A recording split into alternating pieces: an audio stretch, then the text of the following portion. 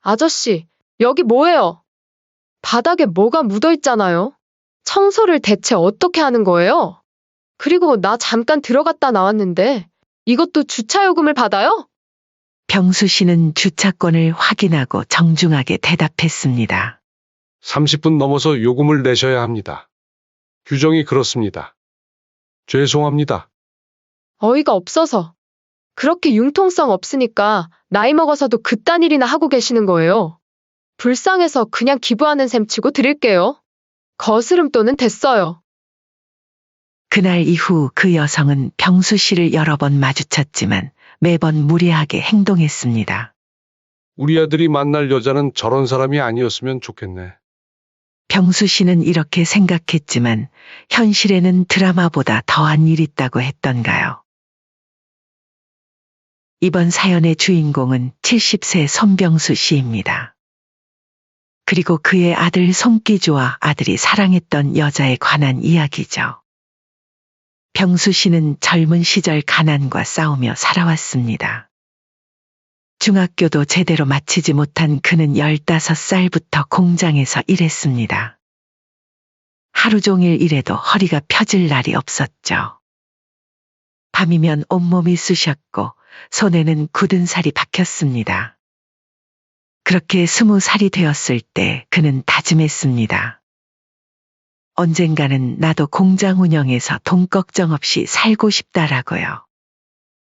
30이 넘어서야 그 꿈을 이룰 수 있었습니다. 작은 박스 제조 공장이었습니다. 직원은 3명, 공장 크기는 고작 50평이었죠. 하지만 병수 씨에게는 그것이 세상 전부였습니다. 그즈음 그는 결혼했습니다. 동네 분식집에서 일하던 여자였는데 병수 씨의 성실함에 반했다고 했습니다. 하지만 신혼의 달콤함도 잠시, 삶은 그리 녹록지 않았습니다. 공장 운영은 생각보다 어려웠고 경쟁은 치열했습니다. 그렇게 힘든 시간을 보내다 35의 늦둥이 아들을 얻었습니다. 여보, 우리 아들 이름은 기주로 해요. 기특할 기의 주인주. 우리 삶의 주인공이 될 아이니까. 아들의 탄생으로 가정은 더욱 화목해졌고 일에 대한 의욕도 솟았습니다. 그러나 행복도 잠시, 아들이 초등학교에 입학할 무렵 청천벽력 같은 일이 벌어졌습니다. 아내가 외도를 저질렀고 이혼을 요구한 것이었습니다. 미안해요. 난 이제 당신이랑 못 살겠어요. 너무 힘들어요. 당신은 항상 일만 하고. 병수 씨는 그날 밤 혼자 마당에 나가 한참을 울었습니다. 하지만 곧 마음을 다잡았습니다. 아이가 있었으니까요. 아들은 나 혼자 키울게. 당장 나가. 손병수 씨가 아내에게 했던 말입니다. 당시 그는 작은 박스 제조 공장을 운영하고 있었는데 하루 12시간씩 일하면서 홀로 아들을 키웠습니다. 아침 일찍 일어나 아들 도시락을 싸고 학교에 보낸 후 공장으로 달려갔죠. 밤늦게 돌아와 자는 아들의 얼굴을 보는 것이 그날의 유일한 위안이었습니다. 손병수 씨는 늘 아들에게 미안했습니다. 함께 놀아주지 못하고 학부모 모임에도 못 가고 참관 수업에도 빠지고. 그래도 아들은 불평 한 번 없이 씩씩하게 자랐습니다. 오히려 아빠를 걱정했죠. 병수 씨가 가장 기억에 남는 순간은 아들이 초등학교 4학년 때 했던 질문이었습니다. 아빠, 우리 언제 큰 집으로 이사 가요? 친구들은 다 아파트에 살아요. 그 질문이 병수 씨의 가슴을 찔렀습니다. 그날 이후로 그는 더욱 열심히 일했습니다. 밤늦게까지 공장에 남아 일했고 주말에도 쉬지 않았습니다. 기술 개발에도 투자했죠. 환경 친화적인 박스를 만드는 기술을 도입해 시장에서 주목받기 시작했습니다. 50대 중반에 접어들 무렵 마침내 사업이 번창하기 시작했습니다. 대기업과의 계약이 성사되었고 공장 규모도 3배로 커졌죠. 직원 수는 50명을 넘었고 해외 수출도 시작했습니다. 병수 씨는 드디어 아들에게 약속했던 큰 집을 마련할 수 있었습니다. 기주야, 늦었지만 아빠가 약속 지켰다. 우리 이제 아파트로 이사 갈 거야. 그때 아들은 이미 대학교 3학년이 되어 있었습니다. 40평이 넘는 아파트로 이사한 날, 아들은 처음으로 손병수 씨를 꼭 안아주었습니다. 아빠, 정말 고마워요. 항상 제 걱정만 하셨잖아요. 그 말에 병수 씨는 눈물을 참을 수 없었습니다.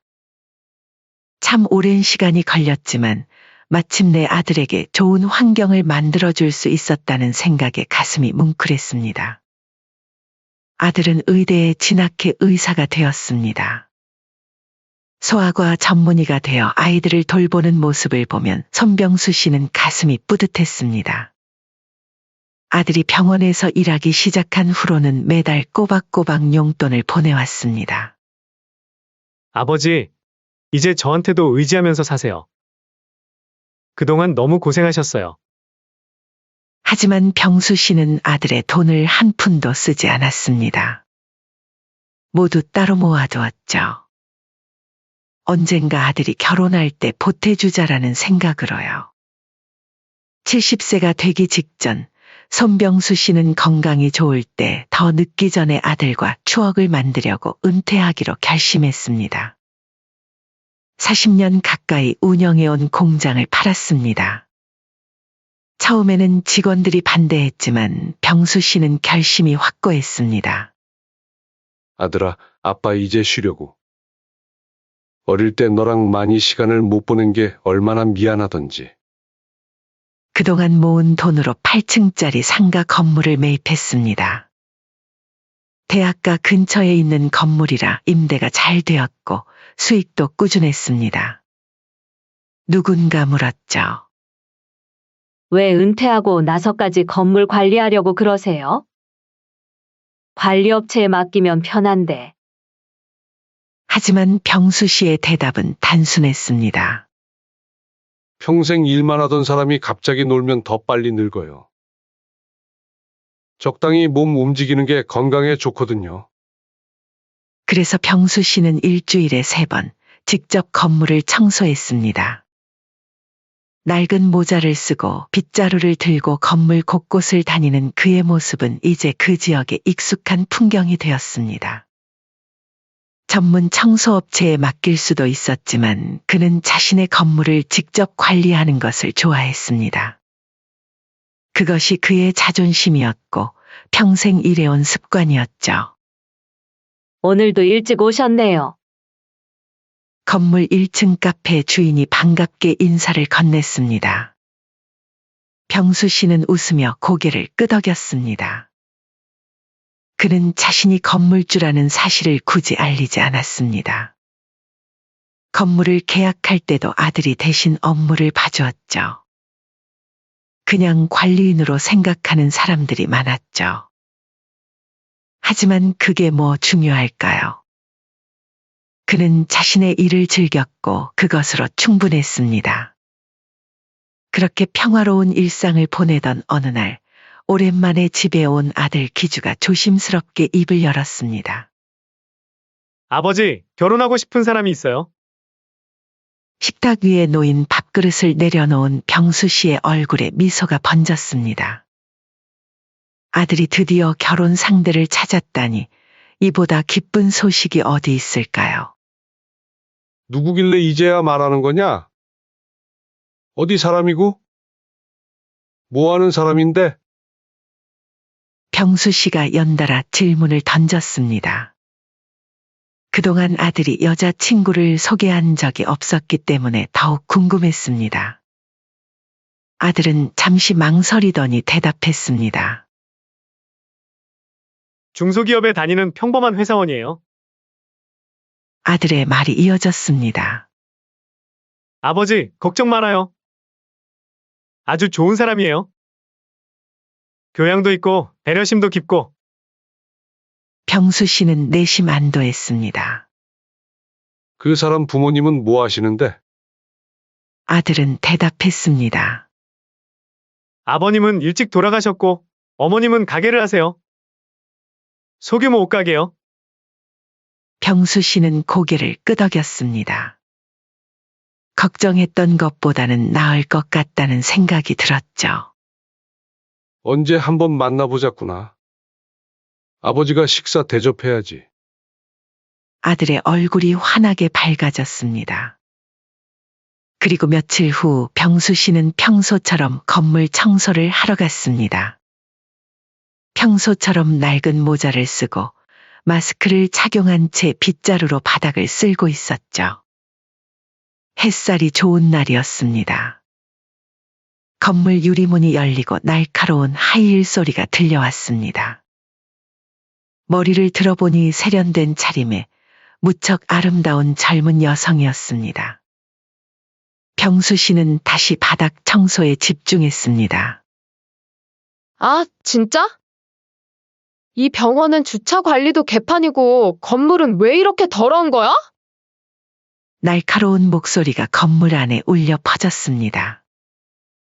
병수 씨는 모르는 척하며 계속 청소를 이어갔습니다. 하지만 그 여자는 병수 씨 앞에 딱 멈춰 섰습니다. 아저씨, 여기 뭐예요? 바닥에 뭐가 묻어 있잖아요? 청소를 대체 어떻게 하는 거예요? 그녀는 바닥을 하이힐로 툭툭 차더니 짜증을 내며 말했습니다. 아, 진짜? 나 이거 150만 원짜리 구두인데. 이거 닦아야겠어요. 걸레 좀 주세요. 병수 씨는 조용히 청소 도구 바구니에서 깨끗한 걸레 하나를 꺼내 건넸습니다. 그녀는 걸레 끝을 손가락 2개로 집어들고는 마치 더러운 물건이라도 만진 듯한 표정을 지으며 말했습니다. 어우, 이거 냄새 나는 거 아니죠? 나 이런 거 못 만져요. 물티슈나 줘요. 병수 씨는 물티슈도 없다고 말하려다가 그냥 주머니에서 자신이 쓰는 깨끗한 손수건을 꺼내 건넸습니다. 죄송합니다. 이것밖에 없네요. 여자는 손수건을 보더니 인상을 찌푸렸습니다. 됐어요. 그냥 갈게요. 그리고는 하이힐 소리를 요란하게 내며 건물 안으로 사라졌습니다. 병수 씨는 고개를 절레절레 저었습니다. 세상에는 참 다양한 사람들이 있다고 생각하며 다시 청소를 시작했습니다. 이뿐만이 아니었죠. 건물에서 볼일을 보고 나온 그 여성은 병수 씨랑 다시 한번 실랑이를 하게 되었습니다. 아저씨, 나 잠깐 들어갔다 나왔는데 이것도 주차요금을 받아요? 병수 씨는 주차권을 확인하고 정중하게 대답했습니다. 30분 넘어서 요금을 내셔야 합니다. 규정이 그렇습니다. 죄송합니다. 어이가 없어서.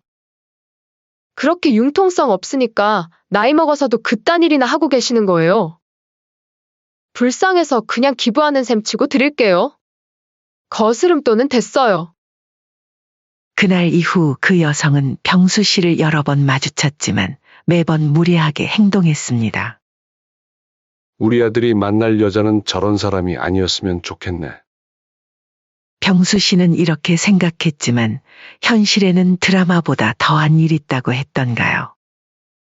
그날 밤 갑자기 휴대폰이 울렸습니다. 아들이었습니다. 아버지, 내일 저녁에 시간 되세요? 제가 말씀드렸던 여자친구를 소개해드리고 싶어서요. 병수 씨는 피로를 감추고 환하게 대답했습니다. 그럼 시간 되지. 어디서 만날까? 아버지 좋아하시는 한정식 집에서 만나요. 7시에요.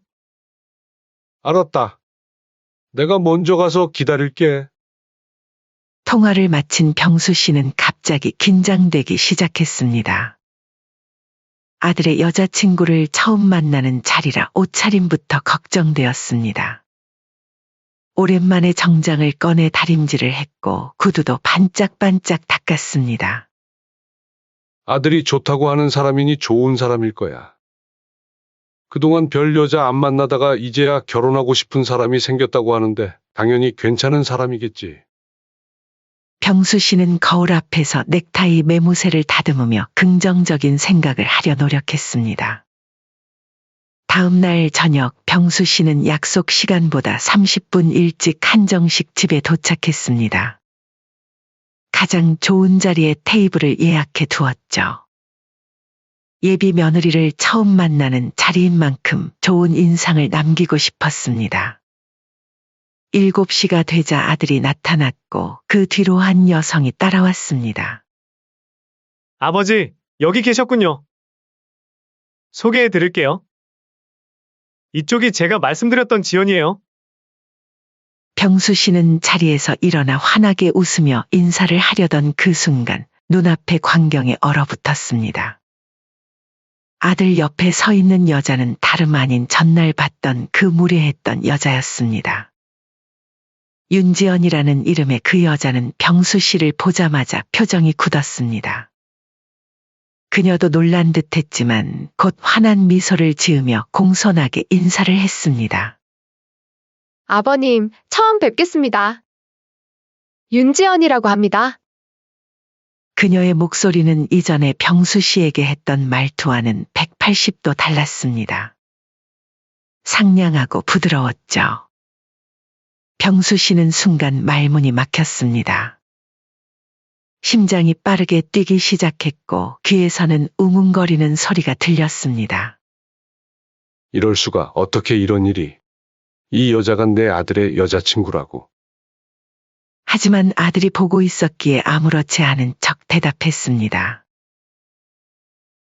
아, 그래. 반갑다.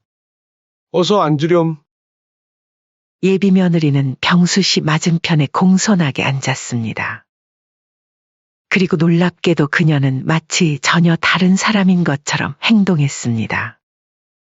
아버님, 건물 가지고 계시다고 들었어요. 얼마나 치열하게 사셨을지 정말 대단하세요. 병수 씨는 애써 평정을 유지하며 고개를 끄덕였습니다. 마음은 천 갈래 만 갈래 찢어지는 듯했습니다. 이 여자에게 내가 당했던 모욕을 아들에게 지금 말해야 하나. 이런 자리에서? 아니면 나중에? 아니면 그냥 참고 지나가야 하나. 예비 며느리는 식사 내내 정말 예의 바르게 행동했습니다. 음식을 떠서 병수 씨의 그릇에 담아주기도 하고 술을 따라주기도 했습니다. 병수 씨가 우스갯소리를 하면 크게 웃어주고 이야기에 귀 기울이는 모습도 보였습니다. 아버님, 기주 오빠가 아버님 자랑을 정말 많이 했어요. 혼자서 기주 오빠를 키우시느라 고생 많으셨다고요. 정말 대단하세요. 병수 씨는 짧게 답변하며 내내 생각에 잠겨 있었습니다. 이 여자의 진짜 모습은 어떤 것일까? 건물에서 청소하는 사람에게 쏟아내던 그 무리한 태도가 진짜일까? 아니면 지금 이렇게 아들 앞에서 보여주는 상냥함이 진짜일까?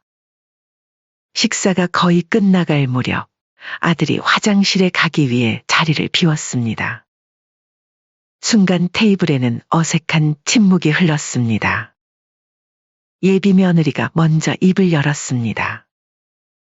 아버님, 혹시 어디서 뵌 적이 있으신가요? 이상하게 낯이 익어요. 병수 씨는 그녀의 눈을 바라보며 말했습니다. 그래. 나도 어디선가 본 것 같기도 하구나. 예비 며느리의 얼굴이 순간 창백해졌습니다. 하지만 곧 미소를 되찾으며 말했습니다. 아, 그럴 리가 없는데. 제가 기억력이 좋지 않아서요. 어디서 배웠더라? 병수 씨는 대답하지 않고 그저 미소만 지었습니다. 그때 마침 아들이 돌아왔고 분위기는 다시 화기애애해졌습니다. 하지만 병수 씨의 마음속에는 커다란 질문이 자리 잡았습니다. 이런 이중적인 사람을 아들의 아내로 받아들여도 될까? 식사를 마치고 각자 집으로 돌아가는 길, 아들이 전화를 걸어왔습니다. 아버지, 지연이 어땠어요? 좋은 사람이죠? 병수 씨는 운전대를 꽉 쥐며 머릿속에서 말을 정리했습니다. 글쎄, 좀 더 지켜봐야 할 것 같구나. 아들은 의아한 목소리로 물었습니다. 왜요? 뭐가 마음에 안 드셨어요? 아니, 그런 건 아니고. 그냥 조금 더 알아가 보고 싶다는 거지. 첫인상은 나쁘지 않았어. 아, 그랬군요. 다행이에요. 지연이도 아버지가 정말 좋으셨대요. 병수 씨는 그 말을 듣고 쓴웃음을 지었습니다. 그래, 다음에 또 만나자, 꼭. 전화를 끊고 병수 씨는 깊은 생각에 잠겼습니다. 어떻게 말을 해야 아들에게 현명하게 전달할 수 있을까? 병수 씨는 밤새 뒤척이며 고민했습니다. 다음 날 병수 씨는 다시 건물 관리를 하러 갔습니다. 입구에서 또다시 예비 며느리와 마주쳤습니다. 예비 며느리는 병수 씨를 발견하고 걸음을 멈췄습니다. 그녀의 얼굴에는 당혹감이 역력했습니다. 병수 씨는 방금 막 도착하여 작업복으로 갈아입기 전이었죠. 아버님. 아니, 왜 여기서? 병수 씨는 담담하게 대답했습니다. 여기 내 건물이라 관리차 왔다. 예비 며느리의 눈이 커졌습니다. 그녀의 얼굴이 순식간에 창백해졌습니다. 네? 여기가 아버님 건물이었어요? 저 안 그래도 여기 위에 피부가 다니고 있거든요. 어떻게 이런 인연이 있을 수가 있나요? 기주 씨랑 저랑 천생연분인가 봐요. 호호. 그녀는 한동안 말을 잇지 못하다가 어색하게 웃으며 말했습니다. 아, 근데 전 청소하셨던 분은 잘렸나 보네요? 안 그래도 너무 일 못하시고 센스가 없어서 잘릴 줄 알았어요. 그런 분도 관리하시느라 고생이 많으시겠어요. 병수 씨는 조용히 그녀를 바라보았습니다. 그리고 천천히 말했습니다. 내가 그때 그 청소하던 사람이었는데. 정말 기억을 못하는 건가 보구나. 예비 며느리의 얼굴이 순식간에 굳었습니다. 그녀의 눈동자가 흔들렸고 입술이 파르르 떨렸습니다. 네? 전에요? 그분이 아버님이라고요? 아버님이 이 건물 소유주라고 하시지 않으셨나요? 병수 씨는 고개를 천천히 저으며 말을 이었습니다. 맞아. 내 소유의 건물을 내가 직접 관리하는 거였어. 남이 하는 것보다 내 손으로 직접 하는 게 마음이 편해서 말이야. 당황한 예비 며느리는 어쩔 줄 몰라 하며 말을 더듬었습니다. 아버님, 저는 정말 몰랐어요. 그냥 청소하시는 분인 줄. 병수 씨는 잠시 그녀를 가만히 바라보았습니다. 그리고 천천히 물었습니다. 나는 너무 다른 너의 모습에 당황했단다. 어떻게 그렇게 다를 수가 있니? 예비 며느리는 당황해서 어쩔 줄 모르는 표정이었습니다. 아니요. 저는 그냥 기주 오빠가 건물 주인이라고만 말씀하셔서 아버님인 줄은 추호도 몰랐어요. 그래. 평소에도 그렇게 무례하게 하고 다니니? 예비 며느리는 말문이 막혔습니다. 그녀의 얼굴이 순식간에 붉게 달아올랐습니다. 아버님, 그게 아니라 저는 그날 몸이 안 좋아서 그리고 회사에서 스트레스를 많이 받아서 병수 씨는 고개를 가로저었습니다. 한 번도 아니고 여러 번이었잖아. 청소하시는 분이 그것도 못 해주세요? 짜증나는데 불쌍해서 그냥 기부하는 셈치고 드릴게요. 이런 말들 기억나지? 예비 며느리는 그 자리에서 얼어붙은 듯 서 있었습니다. 눈물이 그녀의 눈가에 맺히기 시작했습니다. 죄송해요, 아버님. 정말 몰랐어요. 제가 실수한 거예요. 다시는 그러지 않을게요. 저도 억울하다고요. 아버님인 줄 알았으면 그러지도 않았을 거예요, 아시잖아요. 예비 며느리는 울음을 참으며 고개를 숙였습니다. 정말 죄송합니다. 제가 잘못했어요. 병수 씨는 잠시 침묵했습니다. 그리고 생각에 잠긴 듯 말했습니다. 그런데 더 중요한 건 말이야. 내가 나한테 했던 그 행동이 내 본 모습이라는 거야. 우리 아들과 내 앞에서는 다른 모습을 보여주고. 그때 건물 입구에 아들 기주가 들어왔습니다. 오늘은 일찍 퇴근해서 아버지를 데리러 왔던 것입니다. 아버지, 일찍 끝내셨어요? 같이 저녁 먹으러 가려고. 기주는 말을 멈추고 아버지와 윤지연이 대화하는 모습을 보고 놀란 듯 했습니다. 지연이? 너 여기서 뭐해? 오늘은 만나기로 한 거 아니었는데. 윤지연은 당황한 표정으로 손기주를 바라보았습니다. 그녀의 얼굴은 창백했고 눈가에는 눈물이 맺혀 있었습니다. 오빠, 그게 병수 씨는 아들을 향해 고개를 돌렸습니다. 기주야, 내 여자친구가 여기 자주 오는 모양이더라. 전에도 몇 번 마주쳤어. 기주는 의아한 표정으로 두 사람을 번갈아 바라보았습니다. 아버지, 무슨 일 있으셨어요? 지연이는 왜 울고 있는 거예요? 둘이 그전부터 알고 있었던 거예요? 병수 씨는 잠시 망설이다가 결심한 듯 입을 열었습니다. 기주야, 솔직히 말할게. 지연 씨가 나를 청소하는 사람으로만 알고 있을 때는 무척 무례하게 대했단다. 쓰레기 버리라고 내게 던지기도 하고, 이런 나이에 그딴 일이나 하고 있다면서 비하하기도 했지. 기주의 표정이 굳어졌습니다. 아들은 예비 며느리를 바라보며 물었습니다. 지연아, 이게 무슨 소리야? 아버지한테 그렇게 했다고? 예비 며느리는 당황해서 손사래를 쳤습니다. 아니, 그게 아버님인 줄 몰랐어. 그냥 청소하시는 분인 줄 알았다고. 기주의 얼굴이 점점 어두워졌습니다. 그래서 청소하는 사람에게는 그렇게 무례하게 굴러도 된다고 생각한 거야. 예비 며느리는 점점 더 당황한 기색이 역력했습니다. 아니, 그런 뜻이 아니라 내가 그날 좀 예민했던 거지. 자기도 알잖아. 나 가끔씩 예민한 날 있는 거 하필 그날이었던 거지. 아들은 크게 한숨을 내쉬었습니다. 그는 아버지를 바라보았습니다.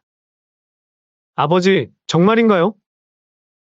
병수 씨는 조용히 고개를 끄덕였습니다. 미안하다.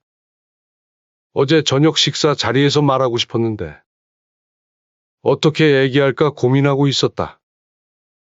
기주는 다시 예비 며느리를 바라보았습니다. 그의 눈빛은 차갑게 변해 있었습니다.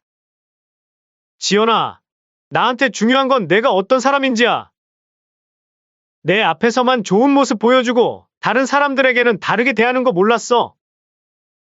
그동안 나는 너가 어른한테도 공손하게 하고 예의가 바르다는 점이 참 좋았는데 전혀 아니었구나?